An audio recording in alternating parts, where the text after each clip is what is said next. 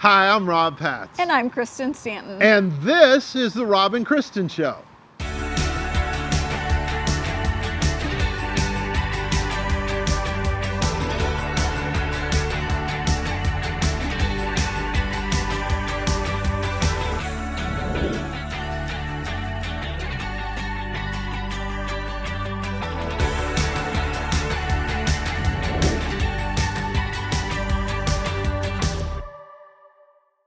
Hi, and welcome to another edition of the Rob and Kristen Show. And happy Veterans Day to all of our veterans out there. And I just want to say a special happy Veterans Day to my dad. Yes, and to all my relatives who served or are currently serving in active military, thank you so much for your service. We appreciate you more than you know. And today's edition is going to be really fun for me because we get to talk about the Navy SEALs, the CIA. It's going to be a lot of fun. Jimmy Graham is with us. He's got a great company called Able Shepherd, and we had so much fun getting a chance to interview him. Hey, this is going to be an exciting interview. And I'm smiling because this is my kind of stuff. This is going to be a good one. I thought you were for sure you were going to say something like, and we're not the big talking heads, and that's we're how not the big heads. Yes. By the way, merch will be available at some point on our website for the big talking heads because Hey, we've shrunk ourselves. This is what I love, even just before we even get to talk to our guest today. I love the fact, and I know you can't really see mine, but we are both wearing sweaters that have the American flag on it. And, you know, to me, that's awesome. We just had the privilege of being able to vote. And now it's Veterans Day. And hey, you know what? We love our veterans. We do. And this guy is really cool. I've like been pumped. His agent, and I was like, I couldn't say yes fast enough. And so we're gonna bring him on. Jimmy Graham, and his story is so cool. And just like his stuff, I mean, he's a Navy SEAL and a CIA protective officer, something you don't hear very often. It's obviously why I stumbled over it. But two things that he has done besides that, though, and we're going to talk about it today. He started a company called Able Servant, and that is something that's very neat. Jimmy, it's good to have you here on the Rob and Kristen Show. Good to be here. Thanks, guys. So tell me first and foremost, and I want this to kind of, I always start off with something funny if I get to do the interview. So your favorite meal when you were in the Navy was? Okay, let's talk about SEAL training. So buds, anything. My favorite meal was anything. Like you people say like, hey, did you, how much weight did you lose because of movies and all that kind of stuff? You could eat anything and plenty of it, and you cannot lose weight. So sweets, I think that's where I at least empowered or enabled my sweet tooth, because you burn so many calories every single day. It doesn't matter what you eat. You just need fuel. So what's your favorite sweet? Favorite sweet would be my daughter's cookies. She's listened to mom, listened to grandma. I don't know what she does extra, but she makes unbelievable chocolate chip cookies. It's the love. It's the love. It is. It is my Sarah Grace. She makes amazing chocolate chip cookies. Since we're celebrating Veterans Day and you are a veteran, what made you decide in life, because you had to enlist, what was, give our viewers kind of the, you know, where it was a family thing, because you've told us off camera that it was a family thing, but what made you pick the Navy and why did you decide to enlist? That is a great question, because a lot of people don't know this, and you made the joke about the Marines and all that. I originally enlisted in the Marine Corps. I needed, my brother's a Marine, and they always look for the little brothers, and they're like, hone in. And I was like, okay, let's do this delayed entry program. I was kind of a wild child. I got in some serious trouble, and I needed to come out of the delayed entry program just to get my act together, to get my extra credits for graduation and all that before I could even enlist in the military. It wasn't necessarily jail or military, but it wasn't far from it, right? It was like, you need to get your stuff right. You need to make a decision and grow up right now, or you got some real consequences coming. But there was also the time it took to get that fixed. And I had to grow up really quickly. And then I went and talked to everybody. So once I was discharged from the delayed entry program through the Marine Corps, I actually took a second on good mentorship and went and talked to everybody, Army, Navy, Air Force, Marine Corps, even Coast Guard has an entries team thing. I talked to everybody, and it was actually an Army guy, I wish I knew who it was, who was honest enough to say, everything you're passionate about sounds like SEALs. I'm like, what are SEALs? I mean, there's a movie out there. And he kind of just explained it because of my passion for like the water. I feel like I'm called to the water, called to the ocean. I was a lifeguard in middle America, right in Kansas City, Missouri. Something about the ocean is, and he's like, man, you might want to talk to the SEAL teams, which is not typical for recruiters, right?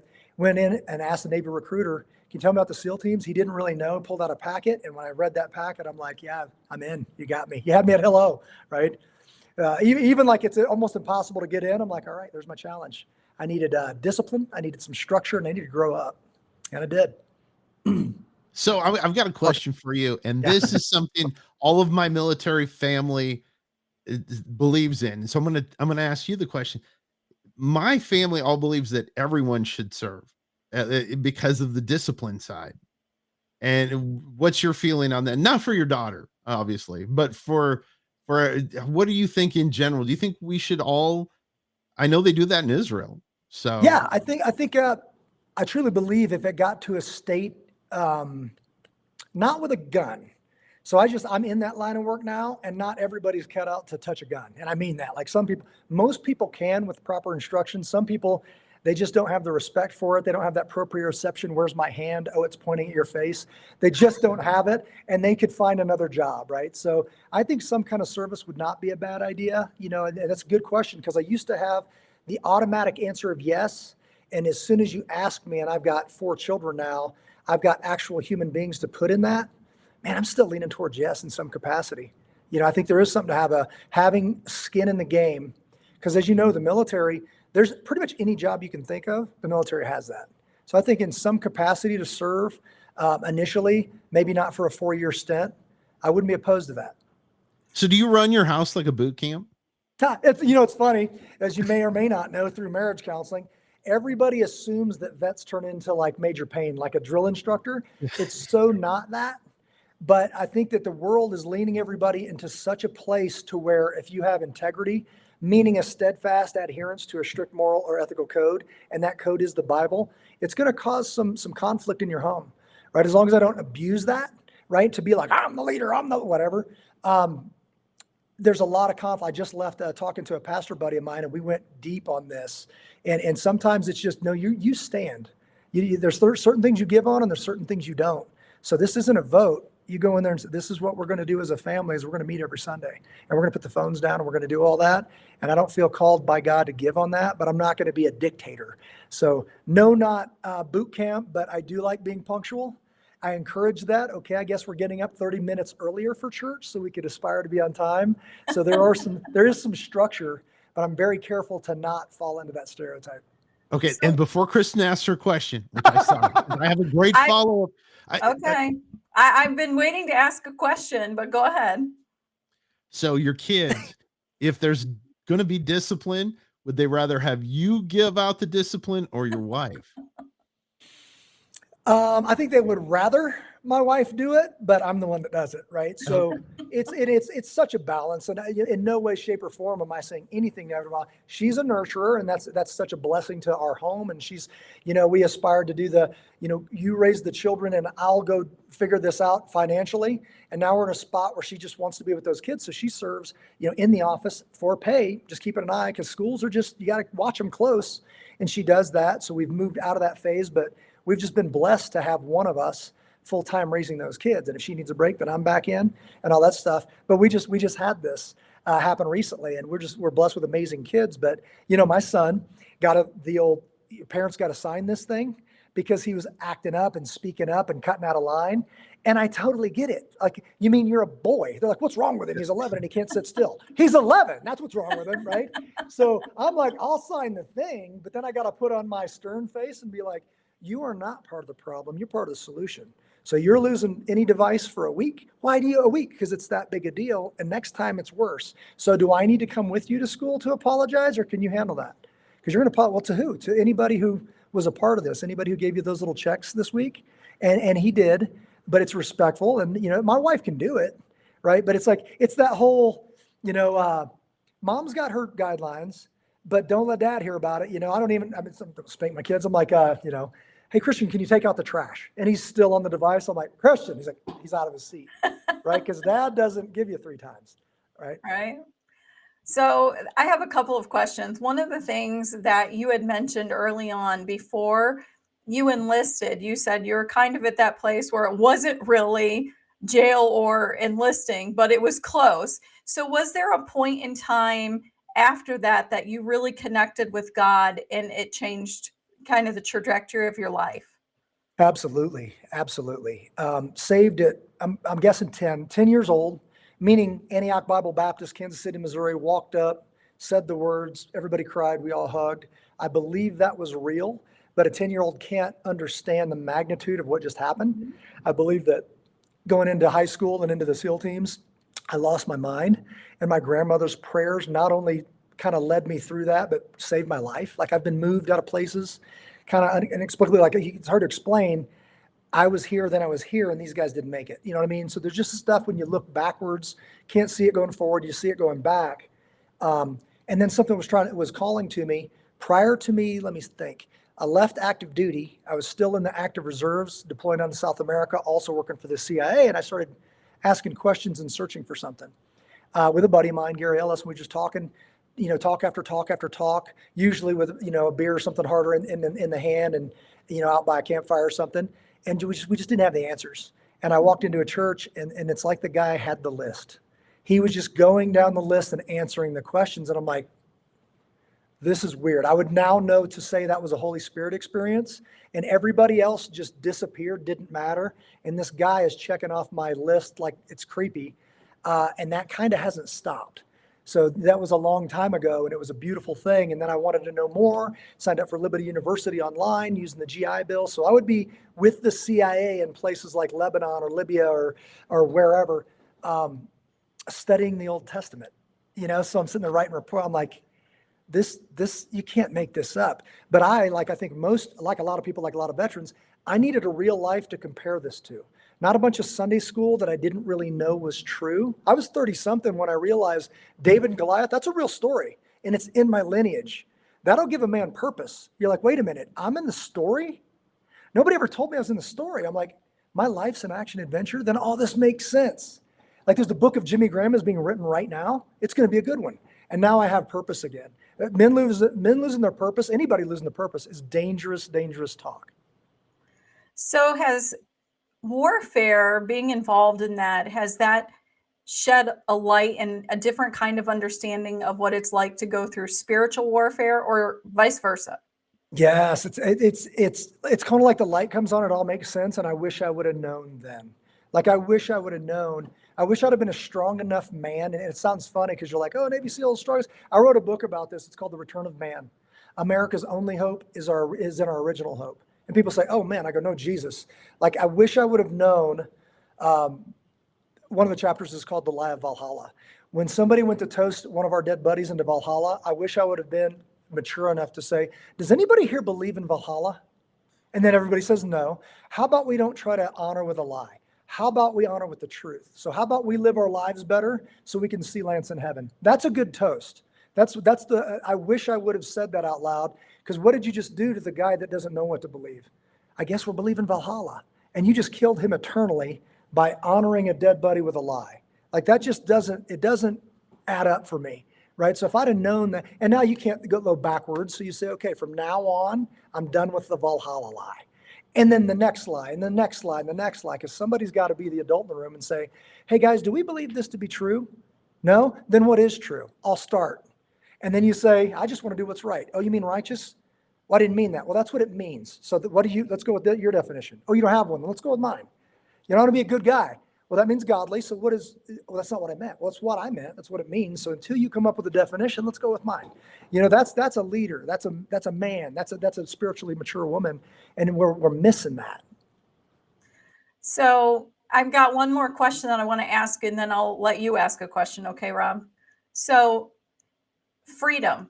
Let's talk about freedom. I mean, we're celebrating Veterans Day. So what does freedom mean to you as a Christian? And then what does freedom mean to you as a veteran?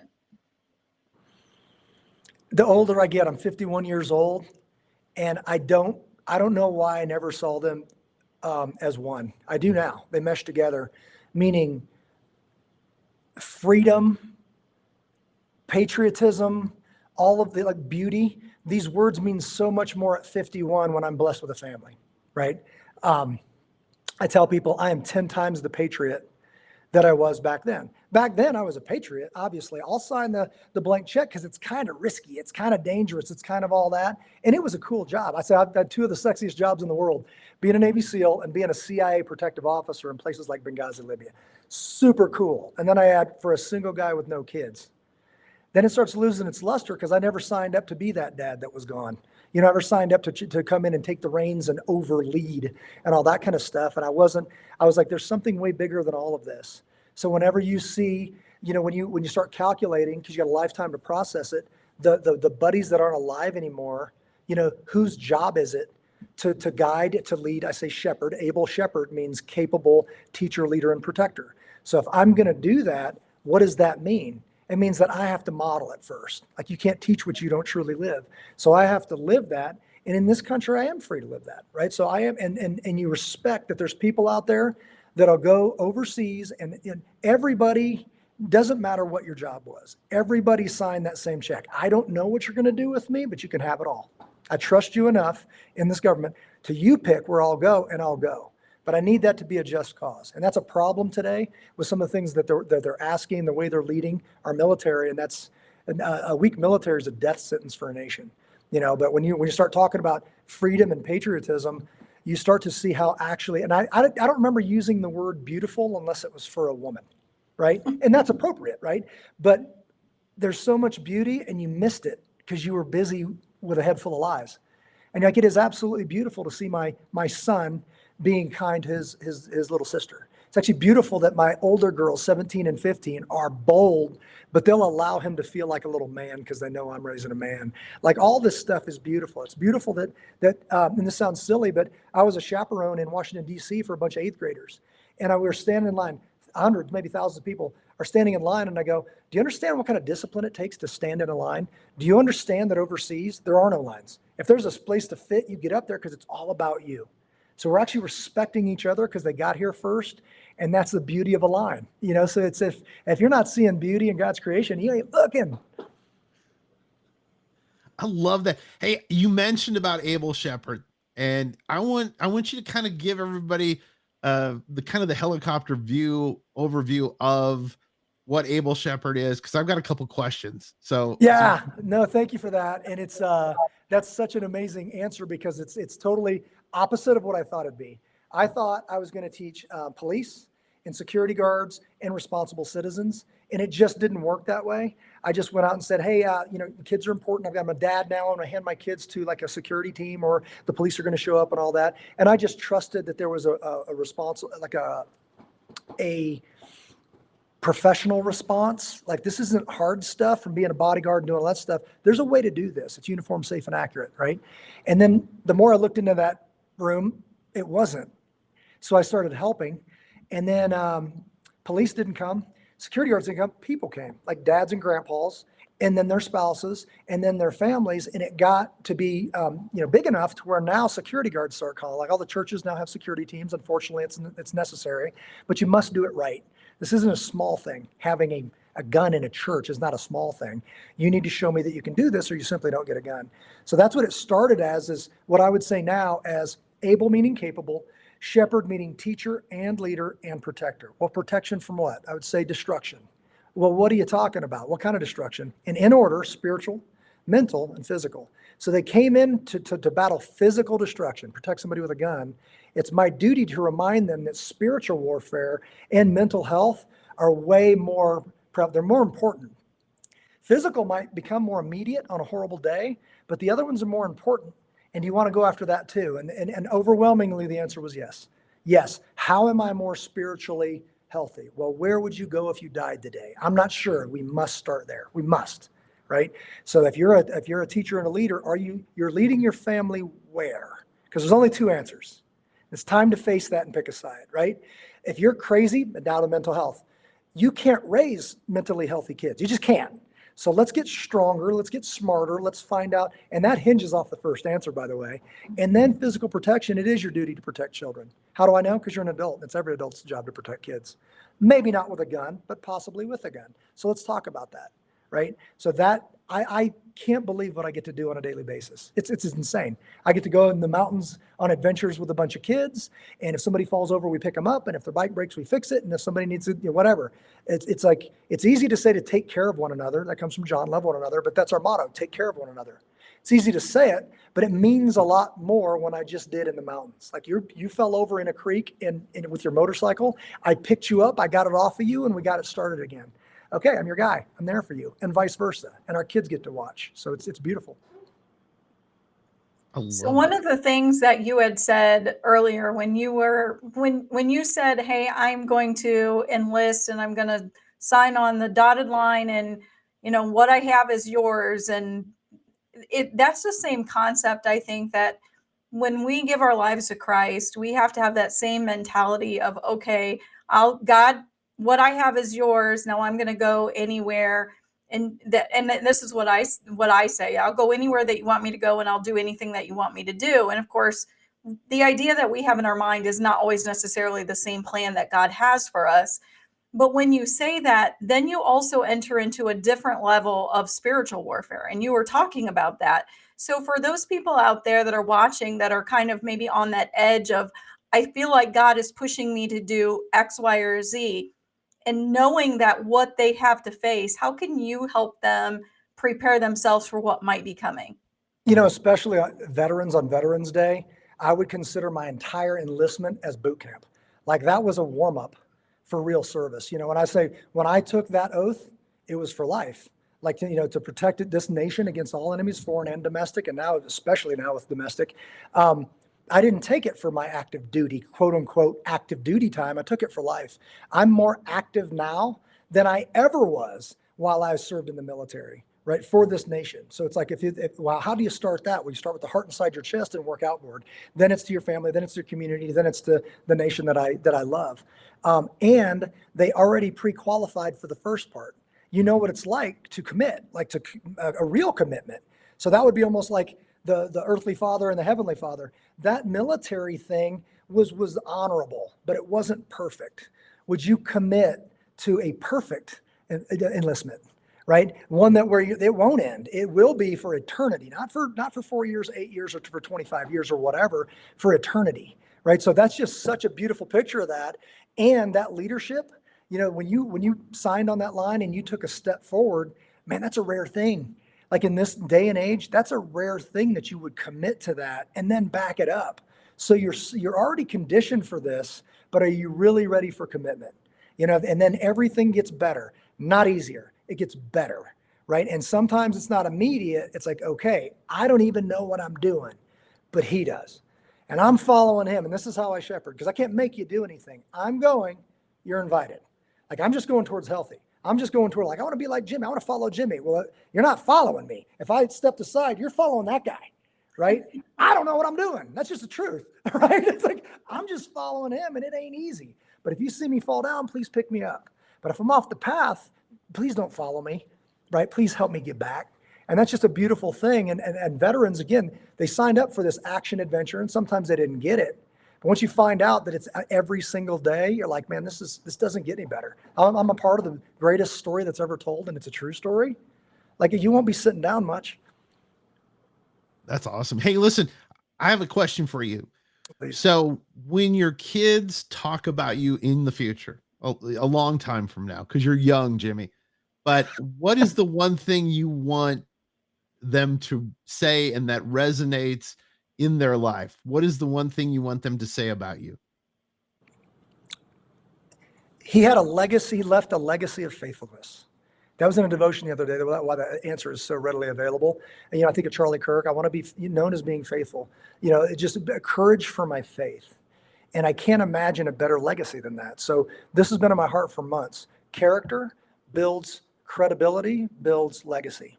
I don't know if you know who Louis L'Amour is. Louis L'Amour, French name, American author, Westerns and all that stuff. And a pastor buddy told me, so I've restarted the Sackets. And it's so filled with character And then, who your father was gave your family credibility. And even how he died, it was all a legacy that actually kind of, that they expected that of you. If your last name was Sackett, they're expecting greatness. If your last name was Graham, or if you wear the Christian above your name, the correct definition of that, there should be an expected thing, right? So that legacy that they don't even understand. It took me a long time to realize that my dad loved me, and if he could have done better, he would have. And then I was set free, and I enjoyed him before I lost him, right? I lost him to a motorcycle accident, doing what he loved.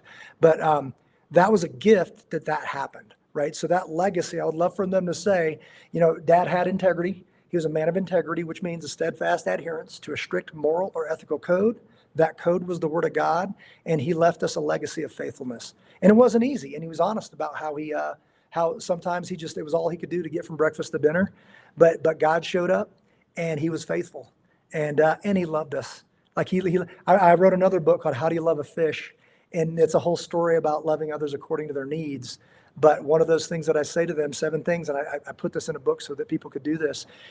They repeat after me. I love you. I love you. I'm proud of you. You're a good girl or boy. I love being your daddy. I thank God for you. I'm always here for you.